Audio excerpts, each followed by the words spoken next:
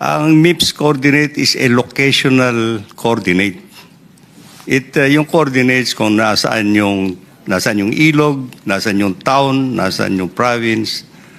That is the locational coordinates. Ang difference, Mr. Chair, is actually when the project is going to be contracted out, there is what we call as-stake coordinates, as-stake plans. Depende na po doon sa condition on field. Proceed to the priority list based on the order of arrival of the members of the committee. Let's start with Senator Erwin Tulfo, followed by the Senate President, then Senator Risa Ontiveros, Senator Marcoleta, Senator Ejercito, Senator Gatchalian. Kasi hindi naman tayo masyado marami, we'll give you 15 minutes each. Thank you, Mr. Chair. Just like to direct my question to former Secretary Bonoan.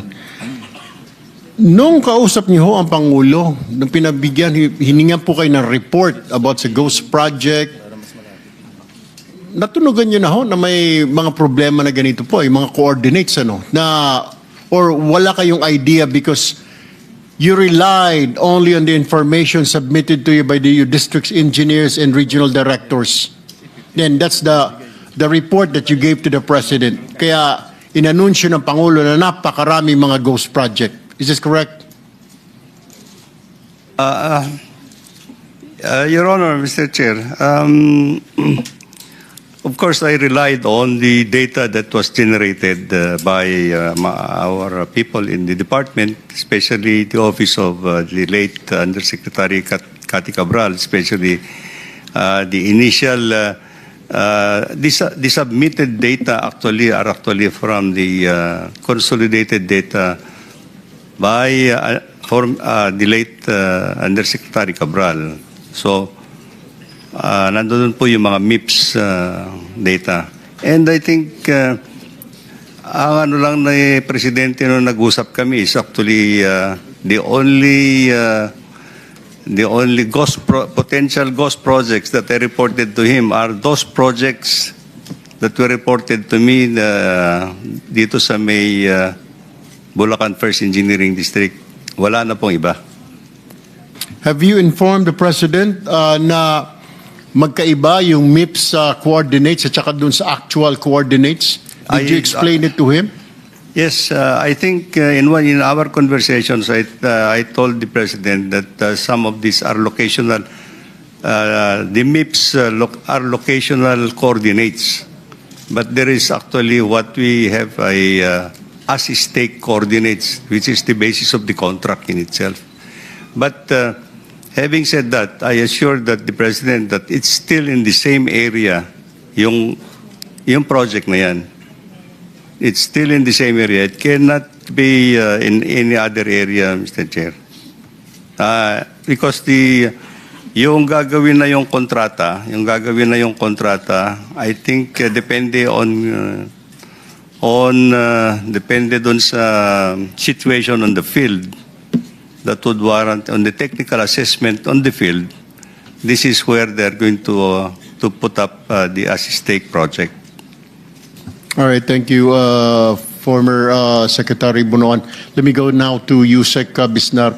Yusek Bisnar, when you found out na meron po mga ganitong mga inconsistencies, meron pong problema tayo sa mga coordinates, na-inform po ba ang palasyo na Mr. President, na-inform po ba ang Secretary Vince Dizon na may problema po tayo, na may mga ghost project na hindi naman talaga ghost pero nagawa naman pala, nasa ibang lugar lang? Were they informed, the Secretary and the President? Si Secretary po na informed na, and pina-finalize lang po yung report para po mapadala sa PMS and para po makorek yung sumbong sa Pangulo website, Your Honor. Ilan po sa tingin ninyo right now ang na wrong ang naibigay na coordinates? Kasi Mr. Undersecretary, ang dami pong kinasuhan, ang dami pong contractor, ang dami pong mga opisyal ng Public Works and Highways na kinasuhan. Kung ginawa naman po ang project, yun po yung tanong natin. It's kind of unfair saying na ghost itong project. Kaya lahat tuloy ng buong Pilipinas, ang tingin tuloy lahat ng projects ng DPWH last year are ghost projects. And when in fact, nandyan naman pala, nagkamali lang ng ika nga pwesto. Dito pala sinasabi, wala dito, yung pala 1.2 kilometers, 1.9 kilometers, nandoon pala yung actual project. Na ano hong action ang ginawa ho ninyo to rectify this? Hindi po maliit na problema ito, malaking problema po ito. Mr. Undersecretary, marami ho nakakulong ngayon. May mga ngayon pinapasabpina, katakot-takot na sabpinang inisyo ngayon ng Department of Justice para sagutin ng mga taong ito. What have you done so far? Can I Go answer ahead, po? Yusek Bernabe. Mr. Chair, just to set the record straight po, no, yun po mga naging subject of cases pending na before the Ombudsman or Sandigan Bayan. Ito po ay talaga mga ghost projects po. So aside from the issue na meron nga po mga wrong coordinates, meron pa rin po talagang ghost projects. So, are you telling me, is this the reason why, bakit nadidelay tayo? Dahil ito ba ang reason na dinodouble check ninyo kaya wala pa na issue ng mga warrants of arrest sa ilang mga opisyal? Because of this, you want to double check it? Correct, Mr. Chair. No? Kaya po medyo it takes time to validate kasi nga po hindi porket yung initial validation done by the field na wala doon sa MIPS coordinates, we have to verify po kung wala po talagang nagawa. So that's why ito pong 421, it took us time to validate all these sites po to ensure na kapag po may kakasuhan for ghost, talaga pong ghost project. You said 421, di ba ilang libo po yung nabanggit na Pangulo na sa report niya ang ghost project? Are you saying itong 421 pala na-validate ninyo na correctly na talagang ghost? Mr. Chair, yes po. Ito po yung listahan ng ICI. ICI po kasi talaga yung may initiative on this and we are just rendering them technical support po. Pero po yung 421 po, due po of course to limited manpower. Yun po ang kanila munang inuuna. And then afterwards po, they will expand further doon po sa ibang mga suspected So ghosts. ongoing po ang inyong pag-check ngayon, pag-validate kung talagang ghost or ika nga nasa ibang pwesto lang, nasa ibang lugar lang na ilagay yung project or ilang meters ang layo or ilang kilometro ang layo doon sa MIPS coordinates. That is correct, Mr. Chair. Ilan pa po ang i-validate ho natin? We will defer po to the ICI to give us po yung schedule and to render the final report. But as we speak po, we understand that the 421 malapit na pong ma-finalize yung first batch po na yun. Alright, thank you. Secretary Vida, DOJ, ano ang ginagawa ho ninyo ngayon? Kasi hindi ho kaya ang problema dito dahil mali po may mga narinig po natin sa DPWH na may mga wrong coordinates. Pina-check po sa NBI teams natin, AFP, PNP. Wala yung project pero move lang pala ng 1 to 2 kilometers away doon sa actual site na sinasabing dapat kasi MIPS coordinates pala yon, hindi talaga actual coordinates. Meron po ba kayong ginagawang counter-checking also, not just relying sa ICI, kundi mismong mga tao to make sure? Kasi nga naman po, marami ho tayong kakasuhan, marami ho tayong bibigyan ng warrant of arrest.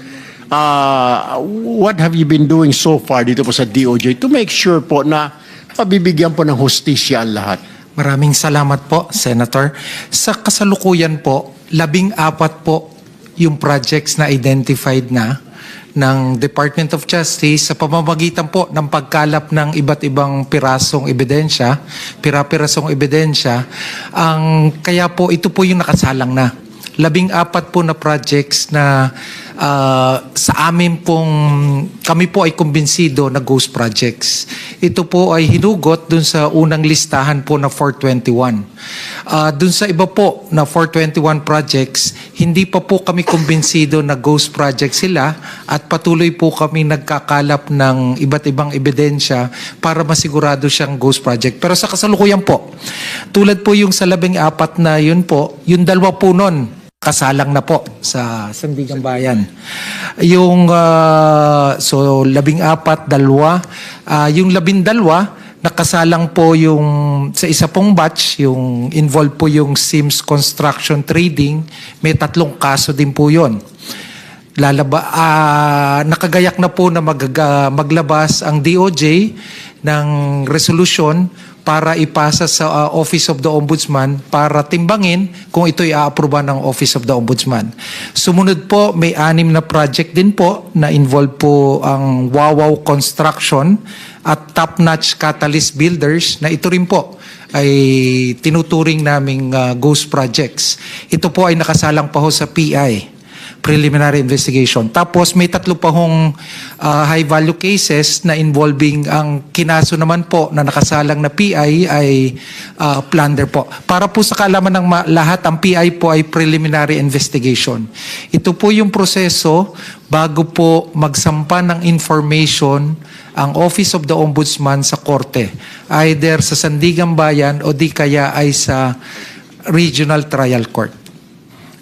Mr. Secretary, so naka-PI yung iba kaya wala pa mga warrant of arrest, pero are we expecting or are we going to expect na may mga warrants of arrest ilalabas soon to some officials pretty soon at talaga ito ay final na po na talagang napatunayan na ito ay mga ghost projects, Mr. Secretary? Mr. Senator, opo, umaasa po kami. Tulad po ng mga una ho namin pahayag, ang paglalabas po ng arrest warrant ay isang judicial function. So ayaw po namin pangunahan ng korte ang Sandigan Bayan, pero kami po ay kumbinsido na pag nagsalang po kami ng information na inapruban ni Ombudsman, ito po ay makakatindig sa pag-aaral ng husgado para po ma-issuehan ng arrest warrant. Thank you. Let me get back to Yusek Bisnar. 421 cases, 14 pa lang po ang kumbinsido kayo na ghost project. 1,000 po yung na-file sa sumbong sa Pangulo. Kailan ho tayo matatapos nito? Baka tapos na po ang administrasyon na ito, itong mga kaso sa flood control, hindi pa natatapos, Undersecretary. Yun po talaga ang magiging sitwasyon natin po. Kasi as of today po, out of the 30,000 flood control projects from 2016 to 2025, out of the 30,000 flood control projects po from 2016 to 2025, ang na-inspect na po ng AFP, PNP is 10,238. Dahil po dito sa development po na to na most likely maling location ang napuntahan nila, then we have to restart over. Dito po sa 10,000 na validate nila, ang dineclare po nilang non-existent ngayon po is 252. So babalikan na naman po natin tong 252 na to or yung mga projects dito na hindi po kasama dyan sa 416. Your Honor.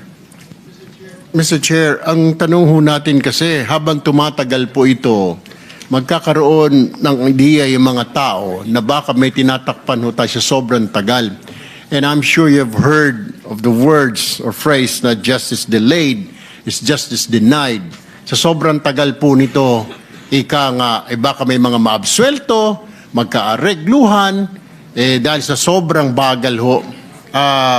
Are you satisfied or with this investigation going on sa baba ninyo? Your Honor, I would like to reiterate po yung nasabi na rin ni Yusek Bernabe kanina na ang DPWH po at this point is supporting yung effort po ng ICI which is mandated na siya pong mag-lead ng investigation, Your Honor. Yusek Secretary Vida, kayo ho ba satisfied kayo dito sa 421, 14 pa lang po ang sigurado na ghost project. Meron po tayong 30,000 plus na suspected ghost project. Opo. Baka tapos na ho yung termino ng administrasyon na ito. Ongoing pa ho investigation. Baka paano kung sa susunod administrasyon, hindi na po pag-uusapan na ito. Di marami pong makakawala, marami pong malilibre, Mr. Chair. Opo. Mr. Senator, if I may suggest po, sana po ang DPWH at iba pa hong mga katulong ng DPWH sa pagbe-validate, maglabas na rin ng datos kung yung libo-libo hubang project, alin yung talagang hindi na ghost project. Para malimit ho natin yung universe. Tulad po yung nabanggit po kanina ni Secretary Bunoan, malaking input po sa amin yon. Na sa mga initial report sa kanya, lumalabas sa Region 3 lang. Diba? Yung mga unang bahagi. Para po mapaliit natin, para hindi ho tayo balik na balik sa libo-libo, kung makakapaglabas na ho ang ating mga kapatid sa kagawaran ng DPWH na, alimbawa po, 10,000, 9,800 dyan, sigurado na kami hindi ghost project. Di lumiit na po yung ating universe. Kasi limitado po ang resources ng government. Limitado rin po ang oras natin sa pag-asa ng ating mga kababayan na magkaroon nga ho ng solusyon. So what ang suggestion po ng inyong lingkod ay para mapaliit po natin, let's if talaga pong validated na hindi siya ghost project, makapaglabas ho ng datos na hindi na talaga ghost project yun. Para makapag-concentrate po tayo sa case build-up dun sa talagang tinuturing nating ghost projects. So kayo din, Mr. Chair, ay nababagalan sa pangyayaring ito? Kayo po sa Department of Justice? Hindi naman po nababagalan. At batid po namin ang iba yung pagkilos po ng mga kapatid natin mula sa DPWH. Baka lang po yung idea na nailulutang sa publiko ay libo-libo pa ring project, pero batid na naman po sa datos na nakita na yung 9,000 mahigit ay hindi talaga ghost project. So aminin na natin sa publiko kung talagang hindi ghost project yun. Mag-concentrate na tayo ho para ho matumbok na ho natin kung sino yung dapat kasuhan, makapag-case build up, makapag-ipon na po tayo ng iba't ibang ebidensya pa ho. Tama po yun, Mr. Chair, and I agree with the Secretary of Justice, siguro, Department of Public Works and Highways, if you can submit a report kahit sa kanila lang muna na ito, we believe na hindi ito ghost project, ito ay ghost project. Kasi kawawa ho ang dami hong nag-aantay, ang dami hong nakalagay sa media, nag-aantay na sabpina, napadalhan ng mga sabpina, pero wala pa rin pala because of that. Siyempre, kailangan natin siguro bilisan ho natin kasi ang taong bayan po ay nag-aantay din. Ang tingin tuloy baka hinuhukus-pokus na ng pamahalaan ng administrasyon na ito at maraming i-absuelto, may delay pala tayo sa investigasyon. Mr. Chair, we will comply po, no? Mr. Chair, for information lang po of the body also, as of date, we have already filed cases against 87 individuals. And habang po kami ay tumutuloy ng investigasyon, kapag po meron kami makita na substandard or ghost, we will continue to file cases po, no? Hanggang po kami ay tuloy-tuloy po itong aming investigasyon po. Okay, it seems po na hindi reliable ang MIPS coordinates at there are certain inconsistencies. Moving forward po, ano ang reforms ngayon ng DPWH para ma-ensure na isa na lang po ang coordinates ng MIPS at PCMA? Kasi po parang medyo magulo I mean, meron tayong MIPS, merong ika nga para sa PCMA. Ano ho ba talaga? May paliwanag si Yusek Bisnar kasi nababago yung contour, yung ilog. Pero hindi ba pa pwedeng isa na lamang na coordinates? Kasi magulo ito. Through MIPS, we identify the project. Through PCMA, we monitor the project. So hindi ho ata tama na magkaiba ang coordinates sa MIPS at PCMA. Will you agree with me? Mr. Chair, sobrang agree po kami dyan, no? Tamang-tama po yung inyong sinabi. Kaya nga po meron po kami mga reforma ngayon to implement itong mga bagong systems, to improve the systems. In fact, meron nga po kaming foreign assisted project to reform this application para nga po isa na lang ang coordinates na gamit po natin. This on top po ng aming nilaunch na transparency portal. Moving forward po, we also intend to have satellite images to monitor po ang aming mga proyekto para nga po to lessen the human intervention. Kasi Yusek Bernabe, habang may mga gray areas tayo na ganito, yung mga malilikot ang isip, nakakapag-isip ng how to make money because there's a gray area. Dala-dalawa po yung ika nga coordinates natin. Pero kung iisa lamang po ito, wala hong kawala, di po ba? Tama po kayo, Mr. Chair. Mr. President, just Go ahead. this is just a request for submission very quickly. Yusek Bernabe, nabanggit nyo yung nagsampa na kayo ng ilang kaso for ghost and substandard. Baka pwedeng isubmit sa ating komite kasi pinag-uusapan kanina ghost Pero meron ding maliwanag na substandard. Which means therefore na hindi rin compliant at maaring ang dahil kulang sa budget dahil kinurakot, naging substandard, hindi ba? So if he can submit to the committee the list of cases involving substandard projects and involving ghost projects. For the We will record. comply, Mr. Chair. Thank you, Mr. President. Thank you. Yes, going back to Secretary Yusek Bernabe, naitanong ko kanina ng ating chairman kung ito po bang wrong coordinates na ito was deliberate, sinadya po ba o hindi sinadya? Anong basa ninyo? I mean, sinadya po ba ito para ligawin ang mga investigasyon ng Blue Ribbon Committee, investigasyon ng ICI, ng Ombudsman? Ito po ba sinadya sa basa ho ninyo?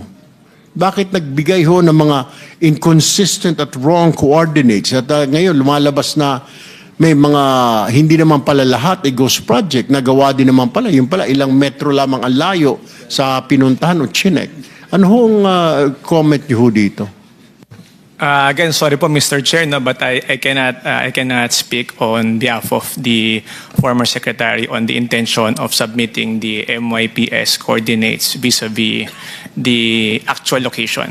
Kami lang po ay factual that upon inspecting the projects of the 421 ay meron nga pong variance between the MYPS coordinates and the actual coordinates. Now, the reason or rationale for submitting the MYPS, di po namin kaya sagutin, Mr. Chair. Hindi ho ninyo, syempre may mga naiwan pa po dyan ng mga district engineer, yung mga mid-level supervisors, hindi ho kayo nagtanong-tanong bakit mali yung naibigay na mga coordinates? Did you ask? Did you try to ask? Mr. Chair, I believe they submitted both MYPS and the actual coordinates. Ngayon po, I think doon na po sa central office na po ang nagdesisyon kung ano po yung kanilang ipapasa, Mr. Chair. All right, thank you. I have one last question, Mr. Chair. Then I will. It's okay. I will just give way to my colleagues. Secretary Bonoan, kayo ho ba, you believe na yung mga binigay ho ninyo na coordinates or yung na mga tao ninyo, sinadya po ito or talagang tanga lang ang posible naman ho, pinag-aralan naman ho natin dyan sa civil engineering course, yung mga coordinates po na yan, may mga barkada po ako na mga civil engineer, pinag-aaralan po, basic po yan sa civil engineering, mga coordinates na yan.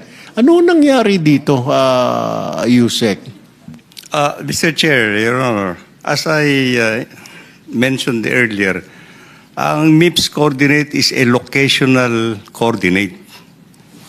Yung coordinates kung nasaan yung ilog, nasaan yung town, nasaan yung province, that is the locational coordinates.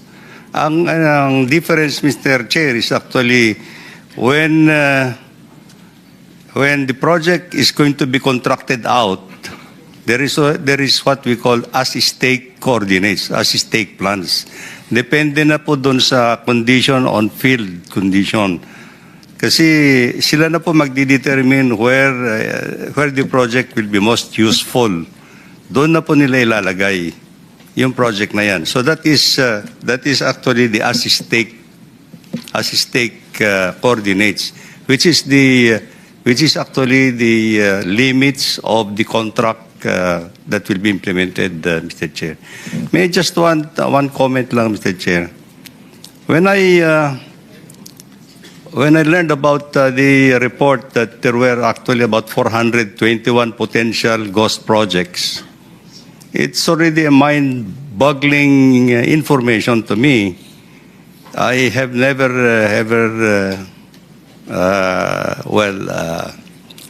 anything about this kind of ghost projects. Kasi if there would be that many ghost projects, I was wondering why would this not been naipaano na ng COA sa departamento?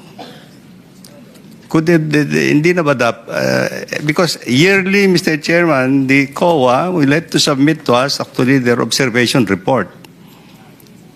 And 421 potential ghost projects, as reported, is really mind-boggling to me. A number of that sort all over the country. Hindi ako, Secretary Bonoan, maaaring maniniwala ho ako kasi kita naman ho natin may sabwatan ho, bilang ilang mga district engineers po ninyo dati at saka mga regional directors and yung mga COA, yung COA na naka-assign po sa inyong tanggapan, nag-uusap-usap po sila. Pero with what you're saying, 420, medyo malaki nga ho yun. Pero sana nga lang po, with the new administration, magawan ho kaagad ng paraan ho ito. Ano po? Kasi makapag-isip po ang tao na wala ho nangyayari. Kaya yan ho ang nireklamo ng mga kababayan natin. Wala po nahuhuli, wala pa nakukulong. Yung pala, may problema tayo. Kung hindi pa po na-raise ng Mr. Chair natin na ang problema sa mga wrong coordinates, kaya kailangan i-double check ho natin. Yun ang mahirap. Next time po siguro, before may make statements or comments sa media, sa social media, kesyo ganito, kesyo ganon, we have to verify muna po. Ano po? Kasi pinapaasa po natin ng taong bayan, justice this, huhulihin sa ganito, kakasuhan na sa ganon, hindi pa makasukasuhan, iniisip tuloy mga kababayan natin, baka nagkakaaregluhan na po, may inaayos na, may pinaplansya na, yung pala dapat to, sinabi nyo kaagad na may problema po tayo, dinire-inform ninyo ang DOJ, ito pong may mga problema tayo sa wrong coordinates para na-inform ang taong bayan. Because yung mama ho, ang Pangulo, nagsalita na may mahuhuli, si Ombudsman Rimulya, may mahuhuli, may aarestuhin ng mga opisyal. Alam nangyari. Yung pala, ang tingin ko ho, yung problema natin dyan sa mga coordinates na yan.